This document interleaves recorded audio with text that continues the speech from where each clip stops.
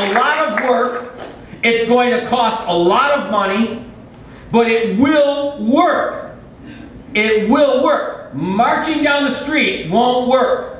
And there are guys who, you know, I love the bravado. It's time to get our powder dry. It's time to chamber around. Let's storm the castle. You can't even vote yet. You won't even show up to vote. Please, please, it's not time to put a round in the chamber. It's time to exercise your inalienable right to pull out of office your elected officials. That's your right, and we have the power to do it. Abraham Lincoln said, "You cannot escape the responsibility of tomorrow by evading it today." This is our responsibility, and I have no intention of passing it on to my children or their children. It's our responsibility. There are people, I keep using this analogy, I kind of like it, who think they can stick their head in the sand and be the ostrich, but all that means is you're going to get kicked in the butt and not know who did it. Because they are most certainly going to kick you. They're going to take your property away. They're going to take your freedom away. They're going to take everything you have away. They have an insatiable lust for your wealth. There are 4 basic realities that I want to share with you. We no longer live in a free country. We don't live in a free country anymore. Look at your W-2. We don't live in a free country anymore. Criminals have taken control of government. These are basic realities that you have to come to grips with. We love to wave the flag, and I'm so glad I was born in a free country. You may have been born there, but you don't live there anymore. It's going to take work to regain our freedom. Anybody who wants to get it any other way is spitting in the wind. It is not going to happen. And until the masses are, and you know, I shouldn't even make reference to a violent revolution, because our forefathers were wise enough to give us a peaceful mechanism to take our government back and to hold it accountable. And to circumvent that, or to leapfrog over that responsibility and go to violence and anarchy, is not only futile, it's stupid. There you go. We have the ability to take our government back peacefully. And that's what Primary Challenge is going to help you do. It's going to take sacrifice to regain our freedom. You know, when you're in I was a pastor for 18 years. I worked in 6 different churches, and I've heard excuses until they're coming out of my ears. And I've been in this now for many years, and I have heard every conceivable idiotic excuse that I can think of. I mean, when you can't show up at the polls to protect the freedoms that your forefathers gave you and the futures of your children because you have to get your dog's nails done, you don't deserve freedom.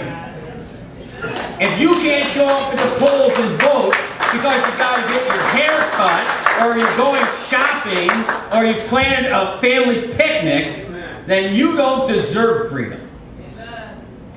It's going to take sacrifice in order to regain our freedom. Each of us is going to have to decide how much our freedom is worth. And it takes 10 lousy minutes to vote. It takes a few minutes, a few hours maybe, to circulate a petition so you can be on the ballot, to be on a committee that's going to decide the future of your children. It doesn't take a whole lot more than that to replace every elected official from your town supervisor all the way to the governor of New York. It does not take a lot of work to do this, but it does take work. And it does take sacrifice. And I think I'm getting frustrated. Is it starting to show? You know, we find good candidates. We have a gentleman with us today who is running for town supervisor of Lockport. Yay. And he's one of our candidates. Where is he? Stand up. Stand up. Primary candidate for town supervisor of Lockport. And when we say, you've got our endorsement, and that's all we give him, shame on us. Shame on us. It takes money to run a campaign. It takes manpower to go door to door. It takes time and effort to educate people on the importance of getting new people in political office. It takes time, sacrifice. What can I do? Become a primary challenge volunteer in your town. We're trying to organize all of the towns. You'll notice that there are tables around the room, A through A and B, C and E, and so on. That is the first alphabet or first letter of the town that you live in. There are volunteers going to be at each of those tables to take your registration form, which is, by the way, on the bottom of the agenda, and you're going to fill that out if you would, and they will help put you to work. They'll help coalesce into a single entity within the town that takes over your town, so that you're not nominating the same people over and over and over again, or some guy in a suit in Buffalo is telling Aurora who they're going to run for town supervisor. Okay, so let's take over our towns. Next. Help support Project 2010. Get a sign, buy a hat, wear a shirt, call a radio station, do something. Something is a little bit harder than nothing.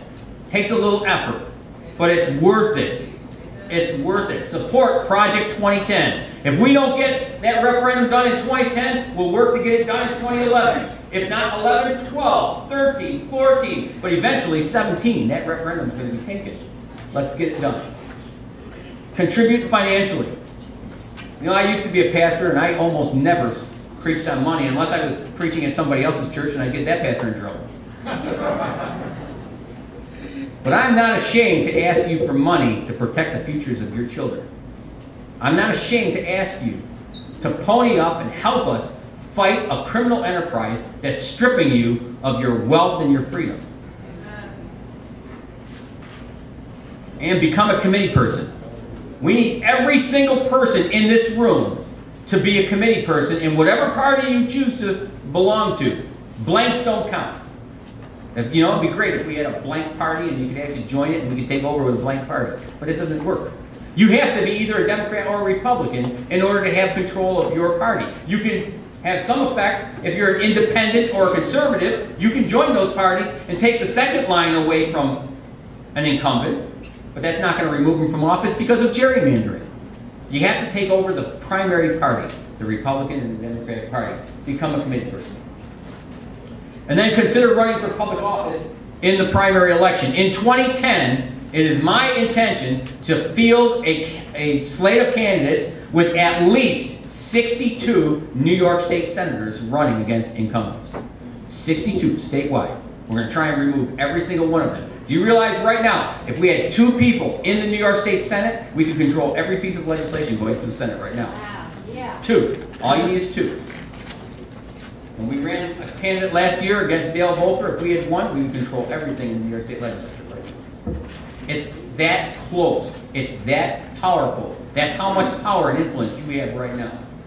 Consider running for a public office. We need somebody to run against George Maziarz. We need somebody to run against each of the individual assembly people that represent this area. We need somebody to run against Dukowski. I'm already talking to people for both of those offices, by the way. We're going to find candidates that will run, and we're going to support them with more than a handshake and a smile.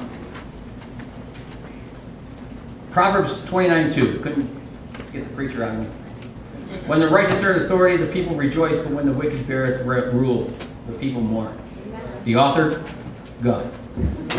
He told us what would happen if, and it has happened. We're mourning. Our children are suffering. The futures of our children are being eroded away by criminals in public office. The question is, what are you going to do about it?